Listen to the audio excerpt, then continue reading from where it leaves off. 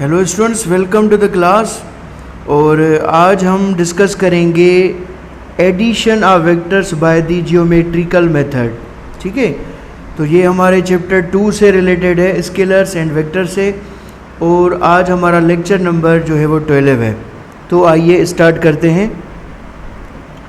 ठीक है, addition of vectors by geometrical method पढ़ने से पहले अक्सर जो सवाल पूछा जाता है वो ये होता है कि जियोमेट्रिकल मेथड हम किसे कहते हैं। What is geometrical method.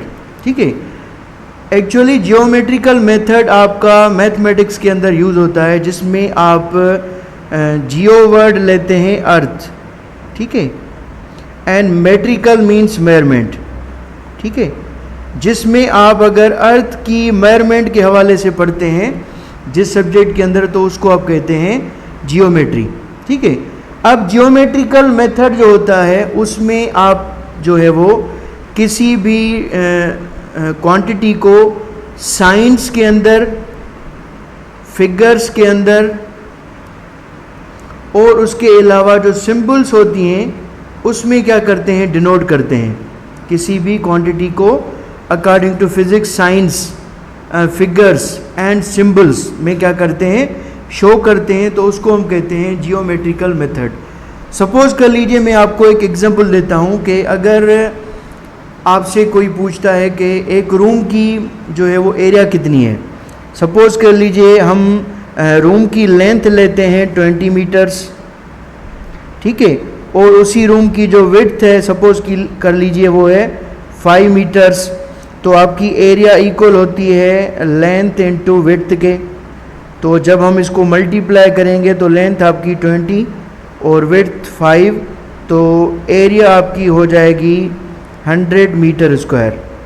ठीक है, तो ये जो 100 मीटर स्क्वायर आपका आंसर आया है यहाँ पे, ये आपका जो है वो एक मैथमेटिकल मेथड है। ठीक है, जिससे आपको एक नंबर्स दिए गए और आपने मल्टीप्लिकेशन करके एक वैल्यू को क्या किया, डिटरमाइन किया। तो इस प्रोसीजर को हम कहते हैं मैथमेटिकल मेथड। क्या कहते हैं, मैथमेटिकल मेथड।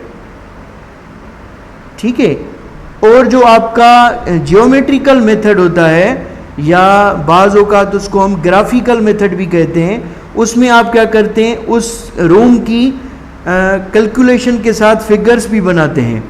ठीक है, तो आप क्या करते हैं, एक रूम को रिप्रेजेंट करते हैं एक फिगर के अंदर।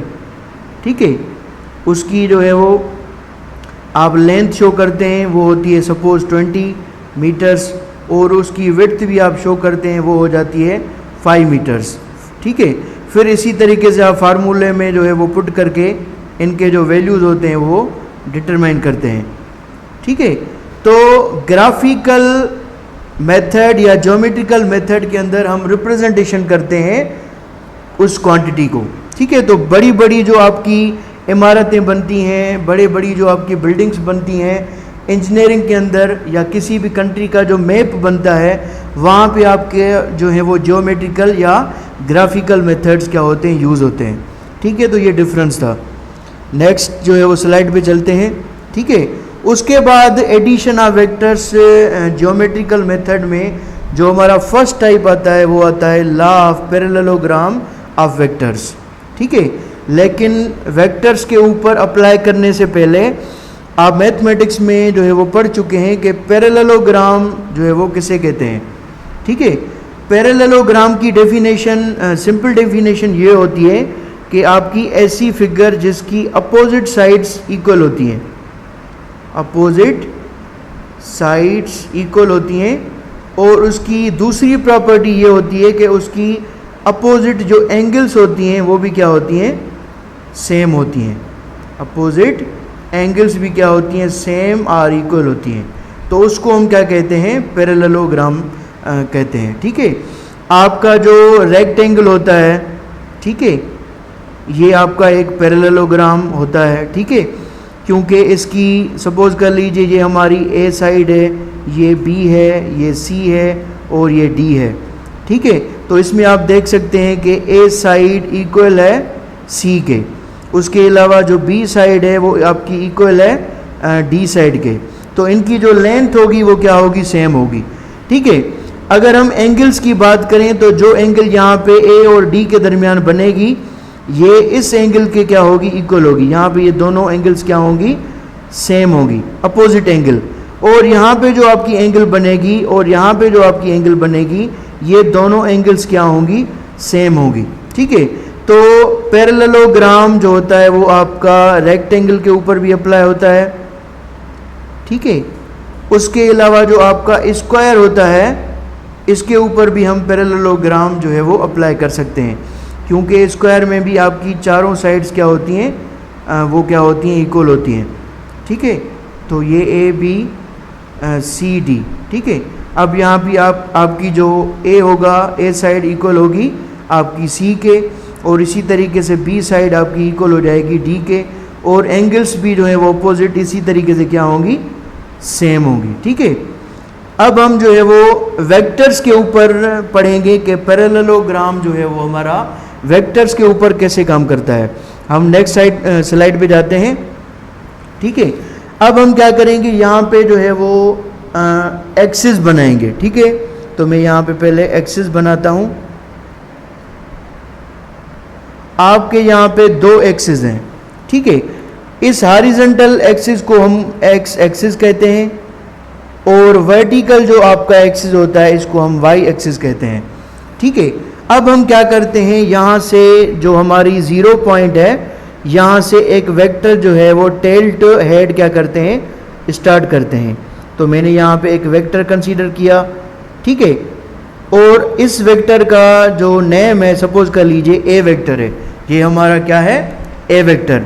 उसके साथ हम क्या करेंगे, फिर एक और वेक्टर ऐड करेंगे ए के साथ। तो हमारा रूल होता है वो इंशाल्लाह जो हमें नेक्स्ट स्लाइड के अंदर पढ़ेंगे, head to tail. Head to tail में हम क्या करते हैं, हेड के साथ टेल को ज्वाइंट करते हैं। तो हम इसके साथ एक और वेक्टर यहाँ पे ऐड करेंगे, तो यहाँ पे इसका टेल आ गया, ये इसका हेड हो गया।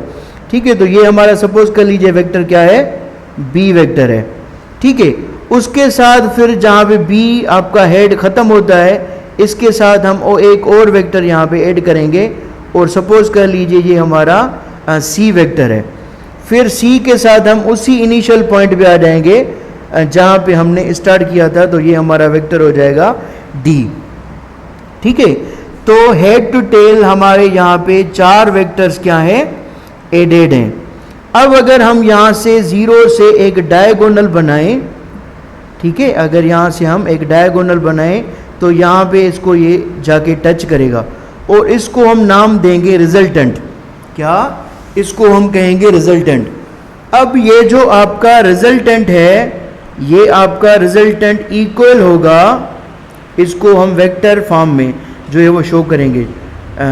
फिज़िक्स के अंदर जो हमारी वेक्टर्स क्वांटिटीज़ होती हैं, हम उनके ऊपर ओवरहेड एरो देते हैं, तब वो जो है वो उनकी रिप्रेजेंटेशन होती है वेक्टर क्वांटिटीज़ के अंदर। तो आर यहाँ पे आपका इक्वल हो जाएगा ए प्लस बी। ठीक है, मीन्स अगर हम ए और बी को ऐड करेंगे तो आपका जो वेक्टर है वो आपके इक्वल हो जाएगा रिजल्टेंट वेक्टर के। ठीक है, उसके अलावा आपका रिजल्टेंट वेक्टर जो है वो अगर दूसरी साइड पे हम देखें तो ये इक्वल हो जाएगा सी प्लस द डी के। ठीक है, तो यहाँ पे देख सकते हैं ए और बी को हमने ऐड किया। मैं यहाँ पे फिगर बना रहा हूँ ताकि आप समझ जाएं। पहले मैं इसकी जो है वो यहाँ पे फिगर बनाता हूँ। ठीक है, इसकी। ठीक है, तो ए वेक्टर मैंने इस तरीके से बनाया था, ये आपका ए वेक्टर। उसके साथ मैंने क्या ज्वाइंट किया है, यहाँ पे बी वेक्टर ज्वाइंट किया है। तो इन दोनों का जो यहाँ पे वेक्टर बन रहा है, ये बन रहा है आर रिजल्टेंट। ठीक है, मीन्स इन दोनों की समेशन इक्वल होगी ए प्लस बी के। ठीक है, और अगर आप सी और डी की समेशन देखें तो उसकी ग्राफिकल रिप्रेजेंटेशन आपकी होगी, ये आपका सी वेक्टर नीचे की तरफ है, उसमें यहाँ पे हम क्या करते हैं, डी वेक्टर जो है वो ऐड करते हैं, ये आपका सी, ये डी, और ये इनका क्या बन जाएगा, रिजल्टेंट बन जाएगा। ठीक है, तो ये वेक्टर बन गया आपका आर। तो यहाँ पे जो आर इक्वल होगा वो इक्वल हो जाएगा सी प्लस डी के। ठीक है, तो आप देख सकते हैं पैरेललोग्राम मेथड के थ्रू भी हम वेक्टर्स को क्या कर सकते हैं, ऐड कर सकते हैं। लेकिन ये जहन में रखें कि पैरेललोग्राम मेथड के अंदर आपके 2 वेक्टर्स ही ऐड हो सकते हैं। Eight a time just 2 vectors क्या होंगे, ऐड होंगे। 2 वेक्टर से ज़्यादा वेक्टर्स हम ऐड नहीं कर सकते। ये क्या है, इसकी एक कॉम्प्लिकेशन है, ये हमें जो है वो याद रखनी है, ठीक है।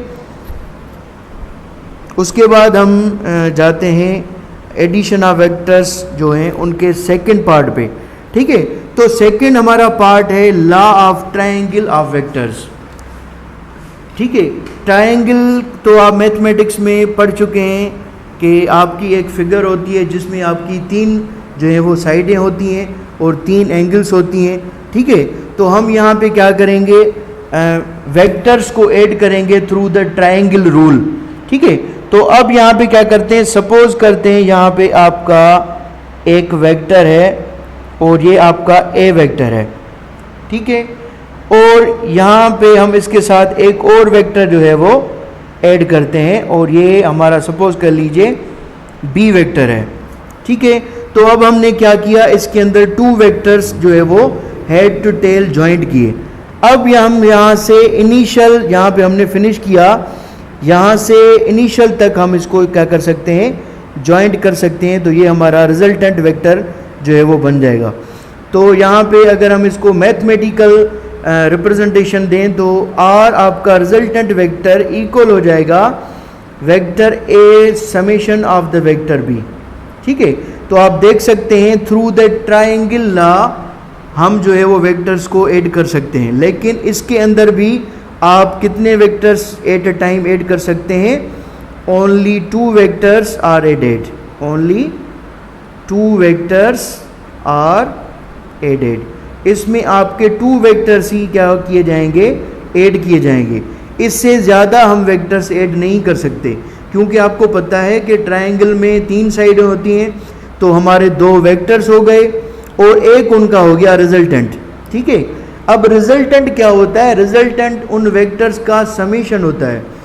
क्या होता है, समेशन, या ऐसे भी हम कह सकते हैं ये शॉर्टेस्ट जो है वो डिस्टेंस होता है 2 वेक्टर्स के दरमियान, ठीक है ना।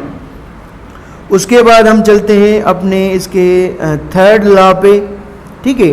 तो ये बहुत ही इंटरेस्टिंग जो है वो लॉ है, that is head to tail rule, ठीक है। हेड टू टेल रूल क्या होता है, ठीक है। तो हेड एंड टेल, ठीक है। आपने अक्सर देखा होगा कि जब भी एनिमल्स चलते हैं तो एनिमल्स लाइन बनाते हैं, ठीक है। एक का टेल होता है, दूसरे का हेड होता है, इसी तरीके से एनिमल सीरीज में चलते हैं।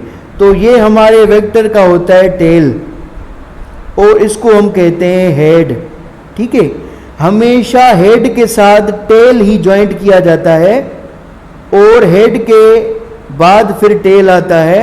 अगर हम इस तरीके से वेक्टर्स को जॉइंट करें तो इस मेथड को हम क्या कहते हैं, हेड टू टेल रूल, ठीक है।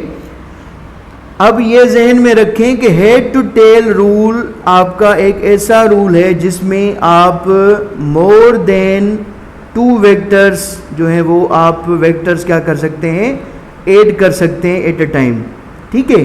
मीन्स कितने भी आपके वेक्टर्स हों वो आपके हेड टू टेल रूल के थ्रू क्या हो सकते हैं, ऐड हो सकते हैं, ठीक है। अब मैं आपको जो है वो एक यहाँ पे देता हूँ एग्जाम्पल जिससे आप समझ जाएंगे हेड टू टेल में। सपोज कर लीजिए मैं यहाँ पे पहले वेक्टर्स बनाता हूँ। ये आपका जो है वो ए वेक्टर है, ठीक है। सपोज कर लीजिए ये आपका जो है वो बी वेक्टर है, ठीक है।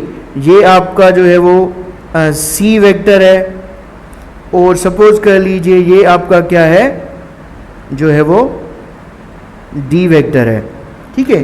तो मैंने यहाँ पे 4 वेक्टर्स जो हैं वो शो किए हैं, A vector, B vector, C vector and D vector, ठीक है।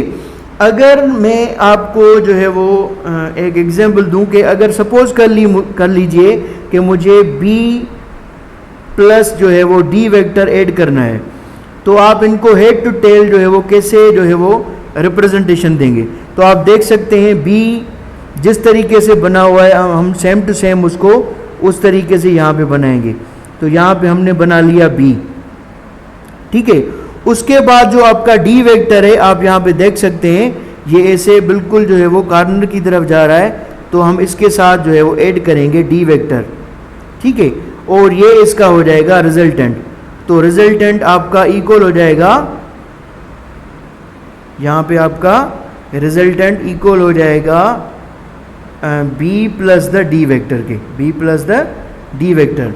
तो आप हेड टू टेल में जितने भी आपके वेक्टर्स होते हैं वो आप ऐड कर सकते हैं। अगर हम सपोज कर लीजिए A plus B plus C plus D को एक साथ ऐड करें, तो कैसे ऐड करेंगे? पहले मैं यहाँ पे ए वेक्टर बनाऊंगा, ये मेरा ए वेक्टर बन गया, ठीक है, मैं यहाँ पे लाइन लगाता हूँ क्योंकि ये सेपरेट टॉपिक है, ठीक है। उसके बाद यहाँ पे बी है, मैंने इसके साथ बी ऐड किया, ठीक है। उसके बाद सी आपको पता है अबोव जा रहा है, मैंने इसके साथ सी ऐड किया।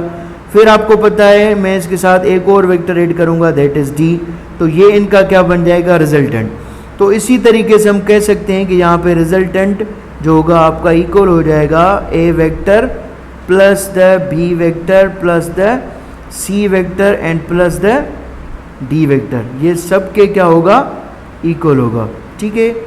तो स्टूडेंट्स यहाँ पे आपकी जो हमारी टॉपिक है वो यहाँ पे कंप्लीट हो रही है। इंशाल्लाह नेक्स्ट क्लास के अंदर नेक्स्ट जो है वो टॉपिक के ऊपर हम डिस्कस करेंगे। अगर टॉपिक से रिलेटेड आपको कोई भी क्वेश्चन हो तो आप जो है वो इनबॉक्स कर सकते हैं। Thank you, have a nice day.